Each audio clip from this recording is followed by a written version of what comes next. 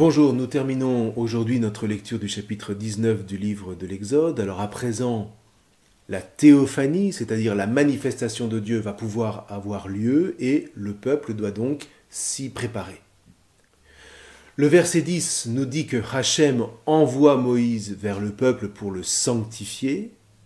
Alors là, on est dans le fil du verset 6, où Hachem parlait de faire des fils d'Israël une nation sainte, c'est-à-dire une nation à part.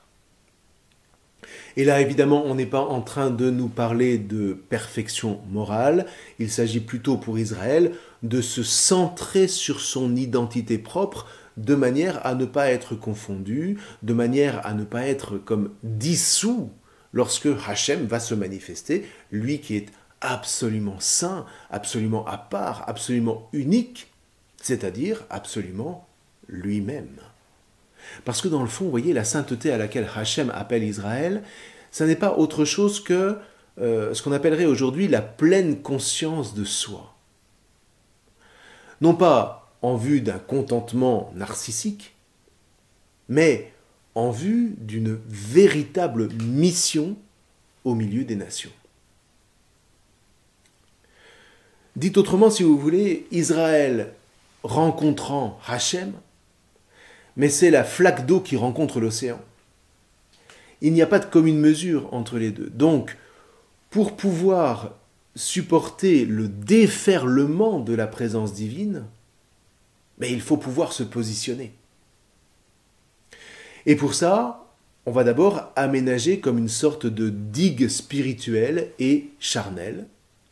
La montagne devient un sanctuaire, c'est-à-dire par définition un lieu saint, un lieu à part, qui répond aux caractéristiques du Dieu saint. Un lieu où le temps et l'espace s'ouvrent au mystère du Dieu tout autre. Un lieu qui ne peut pas être mélangé au profane, c'est-à-dire à ce qui est ordinaire, commun, banal, ce qui précisément ne peut pas être à part. Et évidemment, on n'approche pas un tel lieu sans s'y être préparé, sans s'être sanctifié, c'est-à-dire précisément purifié de tout ce qui reste profane. Donc en se sanctifiant, on se met à part, et ce faisant, on inscrit dans la chair ce qui fait le propre de son identité pour pouvoir se tenir en vis-à-vis devant Hachem. Et on va même, pour cela, jusqu'à laver les vêtements, parce que les vêtements dans la Bible reflètent précisément l'identité de celui qui le porte. D'où l'importance du vêtement de fête, de pénitence, de noces, de deuil, etc. Et à l'inverse, quand vous avez un homme qui est nu, c'est que c'est un esclave ou que c'est un fou, c'est-à-dire un être sans identité. Donc, on nettoie le vêtement de toutes les impuretés profanes, c'est-à-dire non pas seulement ce qui est sale en soi, mais ce qui appartient tellement à la banalité que ça ne pourra jamais entrer dans une dynamique de mise à part. Alors on pensait ici à la poussière, à la crasse, etc. Et puis, il y a la question au verset 15 des rapports sexuels dont il faut s'abstenir avant de se présenter devant Hachem. Alors pour le dire simplement, il suffit peut-être d'évoquer le principe selon lequel une joie chasse l'autre. Le commerce charnel, comme on dit, n'est pas fait uniquement pour l'hygiène des corps, comme on le présente trivialement aujourd'hui, il est fait pour apporter de la joie quand il est vécu évidemment dans la qualité que suppose une relation d'amour. Alors, ici, que dit Moïse ? Moïse d'ailleurs, parce que vous remarquerez que formellement, Hachem n'a rien demandé de tel. Bon, qu'à cela ne tienne, on se rappelle qu'il faut croire et en Hachem et en Moïse. Donc, que dit Moïse au verset 15 ? Moïse dit en substance que pour être réceptif à la joie du don de la Torah, il faut se réserver de toute autre joie.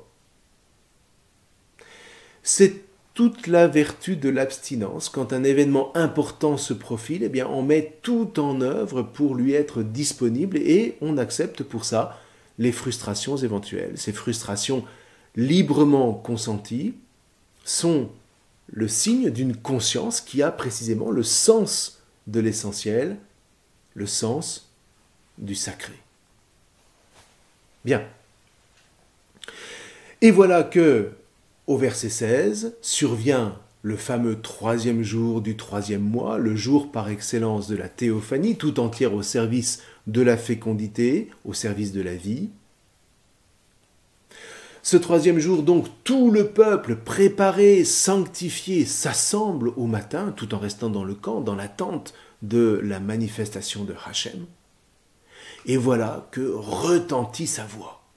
Le texte dit « Il y eut des voix et des éclairs et une nuée glorieuse sur la montagne. » Avec la voix tonitruante du corps, c'est-à-dire le shofar en hébreu.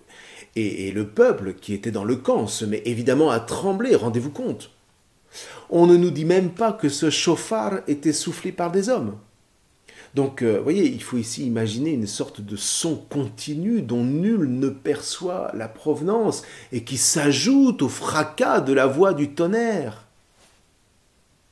Et le Midrash, qui est un commentaire juif de la Torah, va même jusqu'à dire que le monde entier entendit ces voix et le son du shofar, tellement retentissant que les rois se bouchaient les oreilles.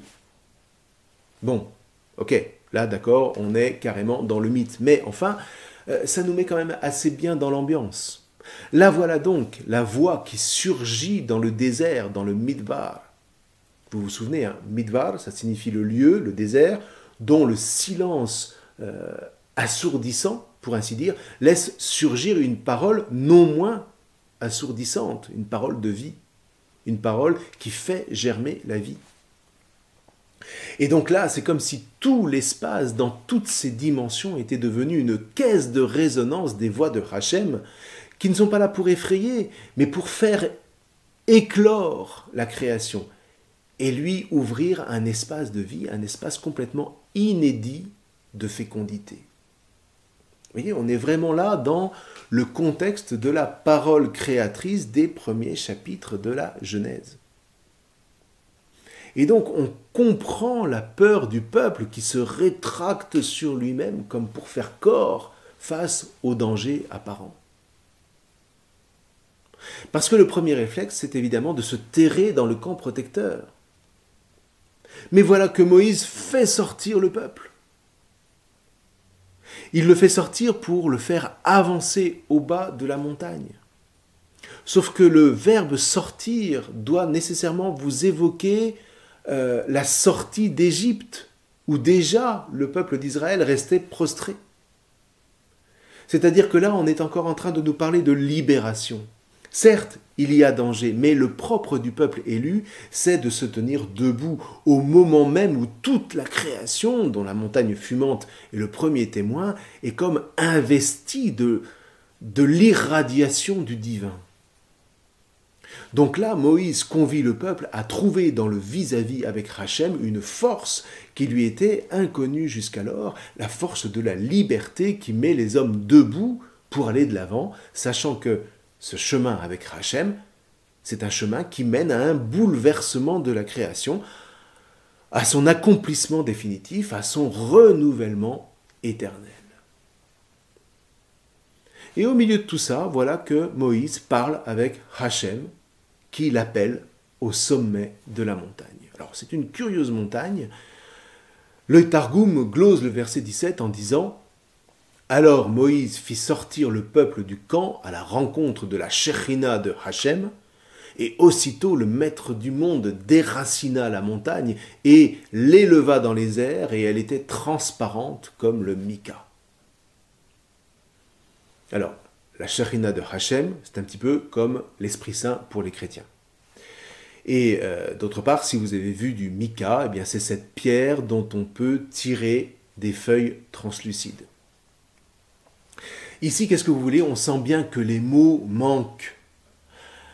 Ils tentent, comme ils peuvent, d'exprimer l'inexprimable. Et en tous les cas, le texte évoque comme une immatérialité de cette montagne qui dès lors devient spirituelle sans cesser pour autant d'être charnelle.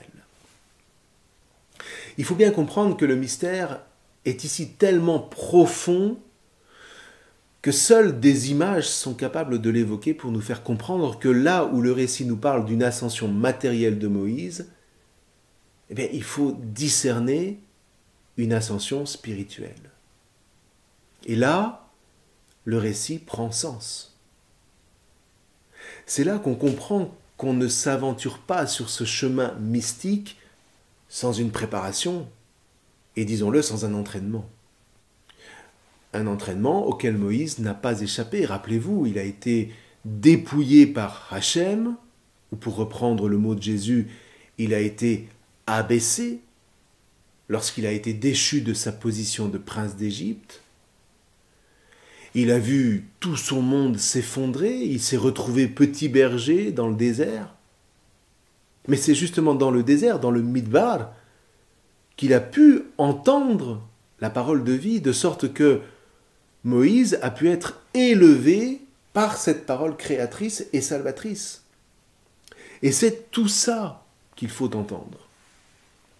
Moïse monte sur la montagne, certes, mais c'est parce que il est descendu au plus bas qu'il est habilité à pouvoir maintenant en atteindre le sommet au verset 20. Rosh en hébreu. Rosh, ça désigne à la fois le sommet et le principe, le commencement, la source, si vous voulez. Ce qui veut dire que Moïse, ici, monte vers le commencement de tout, qui est en même temps le sommet de tout. On nous parle de ce Rosh, de ce principe, dès les tout premiers mots de la Genèse. Bereshit bara Elohim. Au commencement, c'est-à-dire au principe, Dieu crée. Et la racine du mot Bereshit, c'est Rosh. Eh bien voilà, c'est jusque vers ce Rosh-là, suggère le texte, jusqu'au Bereshit de la Genèse, que Moïse vit son ascension. Alors, ceci dit, à nouveau, le récit ne s'attarde pas sur la vision de Moïse à ce sommet. Dès le verset 21, Hachem va lui intimer de redescendre. Donc, ça signifie à tout le moins qu'un sommet n'est pas fait pour qu'on s'y installe, et on va retrouver la même chose au sommet du mont Tabor, au moment de la transfiguration de Jésus, qui est une autre théophanie à l'autre bout de la Bible, et qui n'est d'ailleurs pas sans lien avec la théophanie de l'Exode. En tout cas, quoi qu'il en soit, on ne reste pas au sommet. On ne reste pas en extase, qui ne sert à rien en elle-même. Il faut redescendre. Alors, redescendre pour quoi faire ? Pour avertir le peuple de ne pas s'essayer à la même ascension parce qu'il en mourrait. Parce qu'à toucher les sommets sans s'y être préparé, sans y avoir été appelé, on devient fou. Et le fou, on l'a dit, c'est celui à qui précisément on retire le vêtement du fait qu'il a perdu son identité. Le but d'une telle ascension, ça n'est pas que l'homme perde son identité, c'est qu'il la trouve au contraire, dans son vis-à-vis avec Hachem. C'est pourquoi pour entreprendre une telle escalade, eh bien, encore une fois, il faut s'y être préparé. Non pas simplement mentalement, mais charnellement. Alors, pour l'instant, seul Moïse est prêt à cela, et même s'il est dit que Aaron pourra monter, voire même les anciens un peu plus tard, ce ne sera jamais jusqu'au sommet. Quant au peuple, eh bien, il montera à son tour, mais plus tard, à Jérusalem, sur le mont du Temple, parce que évidemment, c'est ça qu'on vise dès maintenant. Reste que pour l'heure, eh bien, il est urgent d'attendre, il est urgent de ne pas se précipiter. Pour l'instant, seul Moïse monte au sommet d'où il va recevoir la Torah de Hachem, destinée à tout le peuple. Pourquoi faire ? Mais pour lui ouvrir à son tour le chemin de l'ascension vers Hachem. Mais plus tard, et pas n'importe comment, saintement. C'est-à-dire en laissant Hachem, génération après génération, travailler charnellement l'identité de ce peuple à travers les œuvres, à travers les mitzvot par lesquels on reconnaîtra les justes de Hachem. Avec en ligne de mire la reconnaissance par toutes les nations du culte de Hachem, le Dieu sauveur, le maître du monde, à travers l'avènement de son Messie. Voilà, vous avez maintenant quelques clés pour lire avec fruit le chapitre 19 de l'Exode. Nous verrons la suite la prochaine fois. Je vous remercie.